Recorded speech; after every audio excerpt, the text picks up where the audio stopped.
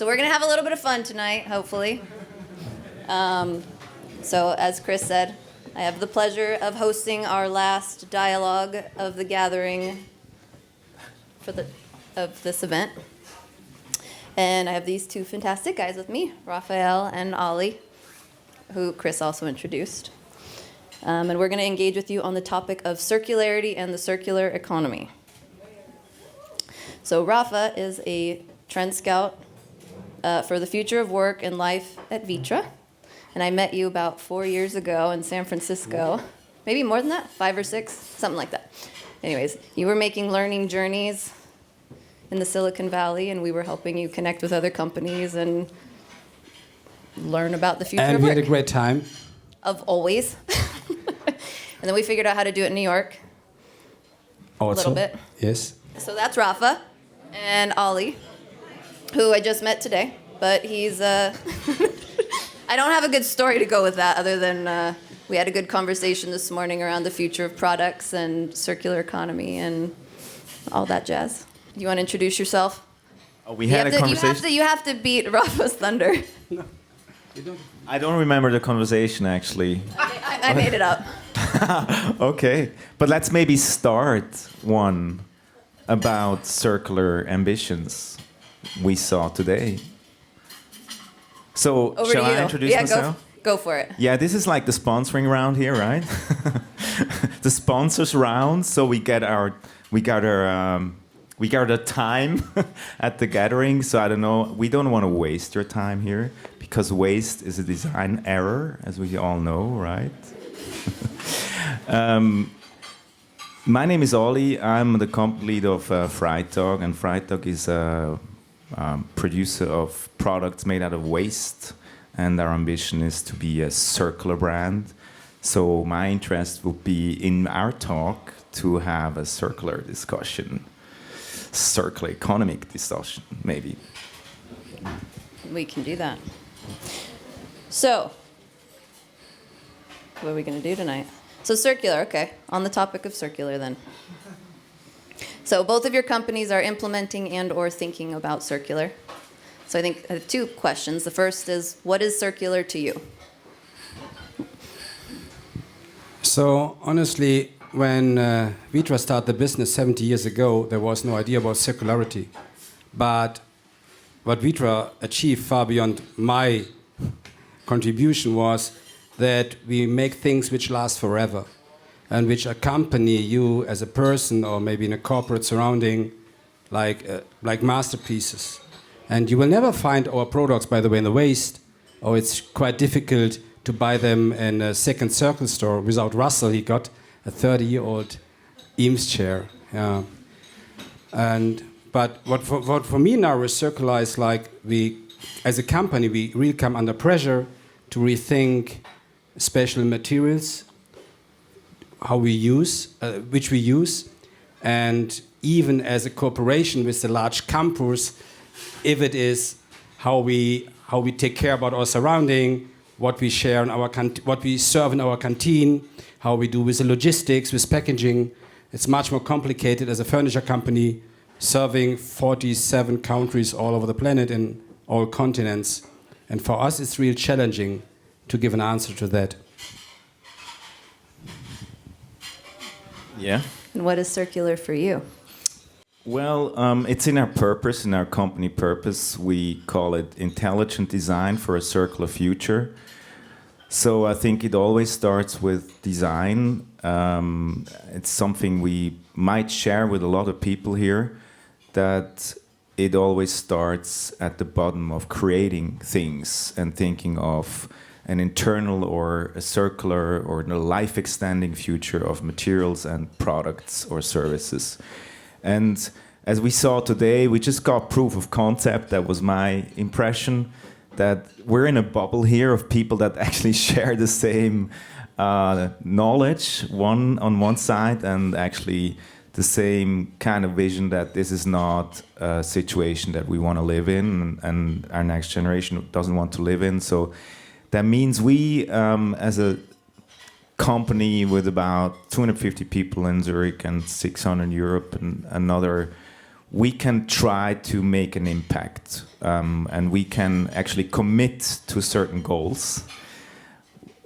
You know, taking our purpose and defining actual goals in closing material cycles. This is what we do, and this is what we're working on. And I don't want to spoil what we are working on, but it's a very, very tough route, I can tell you, from an economic perspective, because when we talk circular economy, circularity is in our minds, but economy is not happening yet. And this is the tricky part for entrepreneurs, as we are. So that means we are not profit driven, but we need the profit to invest and to fail, to try out circular routes that we don't know yet. And this is how we understand it, and we want to take this route and invest and maybe fail. So this is our risk.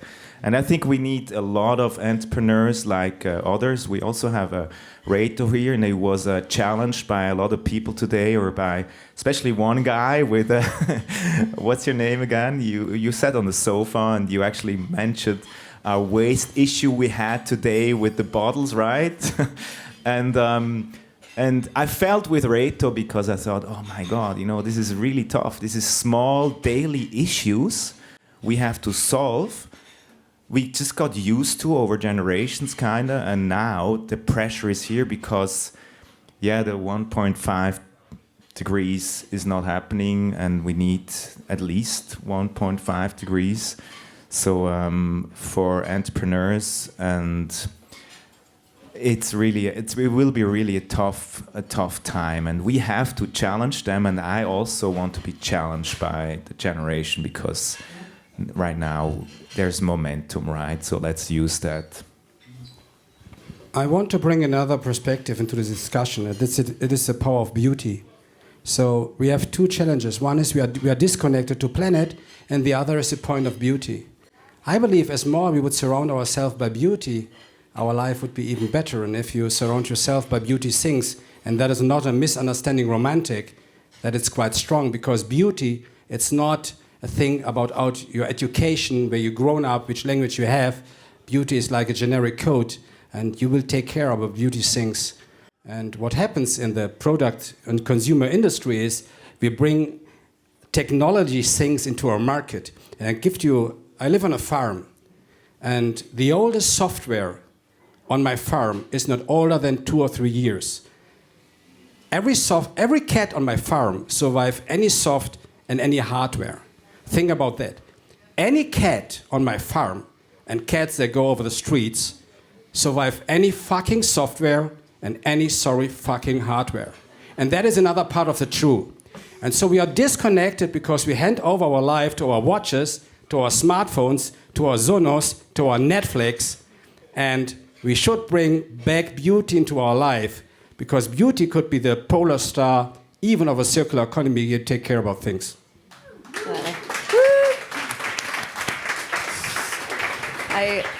I really resonate with that point, because in my other life, I work a lot on regenerative design and thinking about how do we create regenerative cities. And so the idea of beauty comes up a lot, thinking about, can we make retrofit sexy? Can we make, regeneration beautiful? Nature is able to do it. How can we? Because hopefully we can, but I guess, is that something that you think about when you think about circular economy? Is how to make it beautiful, or how to make it... I know your Freitag products, they're all very unique and individual, and that makes them, I guess, beautiful in their own way. Yeah, well, that's the USP of our brand. But the thing is that we actually use, and that's the honesty here, I think we don't have press here, right? Okay, because I want to be really honest.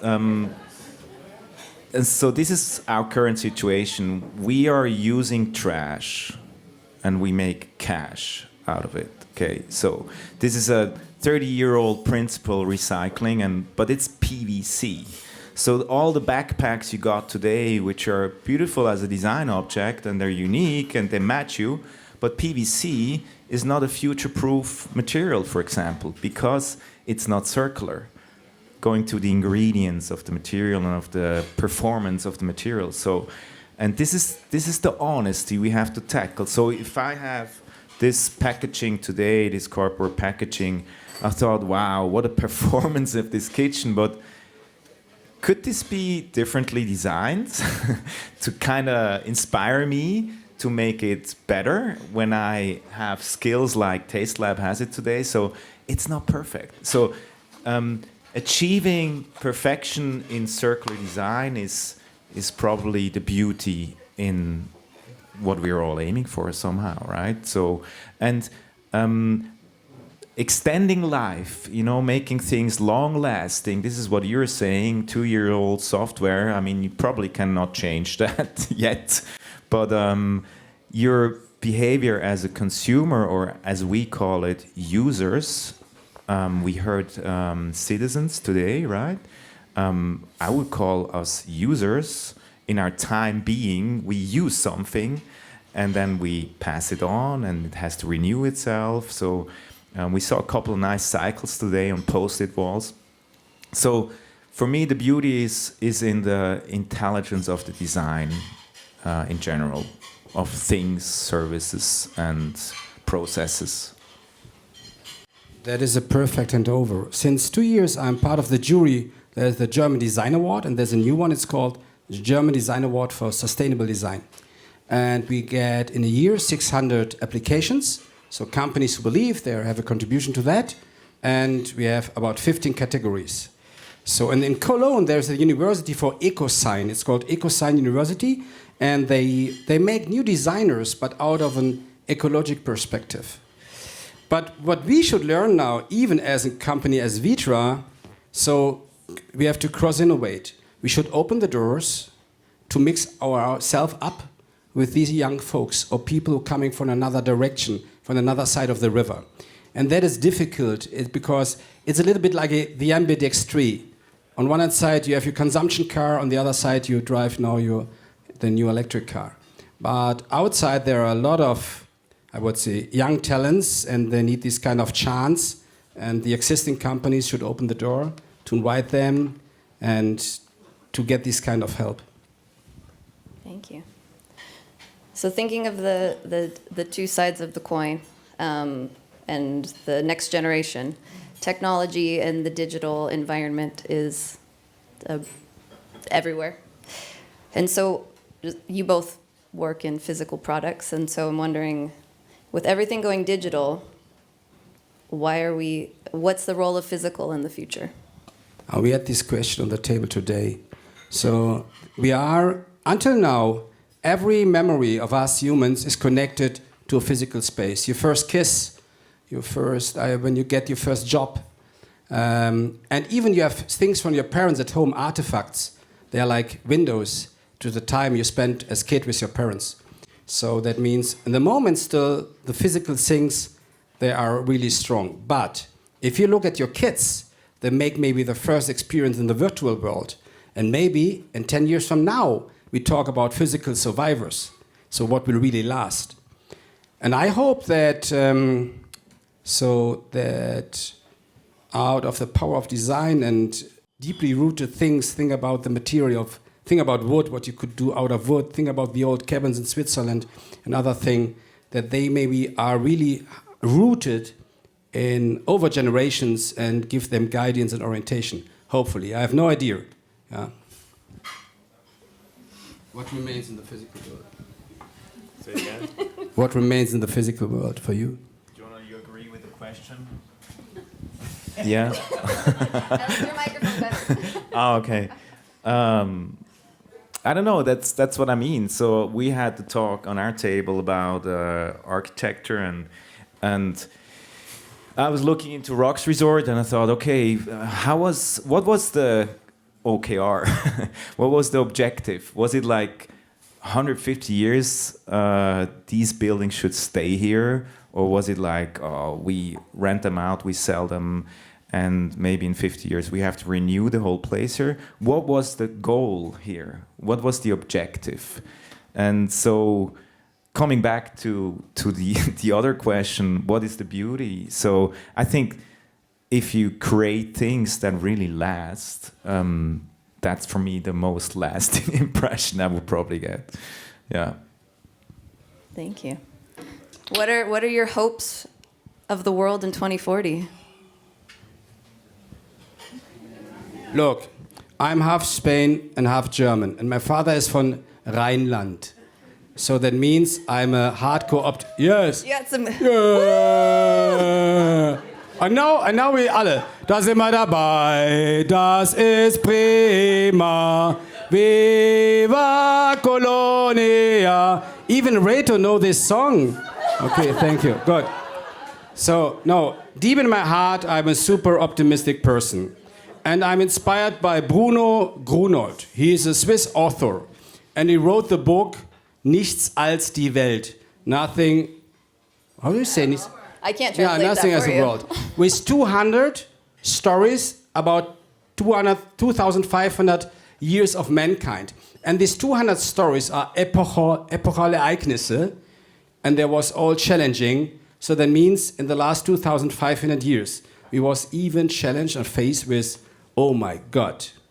And maybe you have now a period, 10 years, where we have to Kreide fressen, you say in German. It's a hard time. So we have to Kreide fressen maybe a little bit. Please introduce it to the non-German speakers. Kreide fressen is not so bad. It's eating chalk, you know. It's not funny, but you will survive. So I'm optimistic, I'm in. Thank you. Nothing to add. No, I had to honestly a bit more serious. I don't think hope. You said hope. I don't know the word. Sorry for me. I don't know hope. I'm very, very optimistic, to be honest. But it's all about collaboration. And when we start like this here, I don't see any reason to be hopeful. It's just I'm very, very optimistic that nothing, actually a lot will change, but some things will be better than now. And we will try to find, or we'll have a better balance in the world, because now we're in a bubble here, first world bubble, right? Don't forget about it. Yeah. Because couple of billion people, they will never talk about the topics we were talking today. And this could be balanced. This is, if you want hope, this is my hope. Thank you. Thank you. Final question of the night. Is there anything that you want to be asked or to answer? I know. I have. Yeah, you I have do. Something, I know. No, I have something special. Look, I never saw the university as a student, only as a visitor. I learned carpenter, and I told to my wife yesterday, I'm surrounded by brilliant people, scientists, entrepreneurs, everything. And this really comes from heart and with respect to you. But what I also believe that special, don't misunderstand me, the intellectual community, they are not rebels enough. And there is sometime a day, wait, I'm not finished. There is sometime a day where also you have to give someone a high five. Yeah. And that is the moment of truth. So it's also good to be not political correct. And it's also good not to be an ambassador of a country. Because the duty of a chief is to serve you best. And the duty of the scientist is, or with the knowledge you have, to tell the people how it is, directly.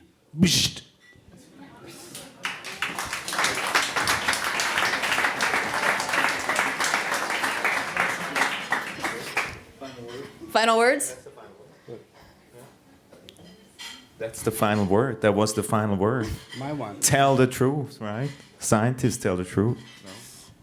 Reminds me of what we were talking about earlier today with kings and queens and how the role of the king or queen monarch person is to support the people under them, and you elevate them and you elevate yourself and your country and whatever it is you stand for. I'm still waiting. I have nothing to add. Maybe Chris wants to add something. I think Chris might want to add something. Yeah. I do. Okay, so first of all, let's give a round of applause for these three amazing individuals. Thank you, Jonelle. Thank you very much, Ralph, and thanks, Ollie. You know, one of the things we heard today, that time is life. And I really like that. Time is life. Not time is money, but time is life. The time we spent, how we spend it, who we spend it with, matters. I think that is really so important for us to think how we spend our time. And whether we're listening not to what is said, but what's not said. And I think this is really, really wonderful. And I thank you both, not just because you're helping us out, but actually because you're here, right? For taking time to be with us. So thank you. And also to Jonelle for that as well.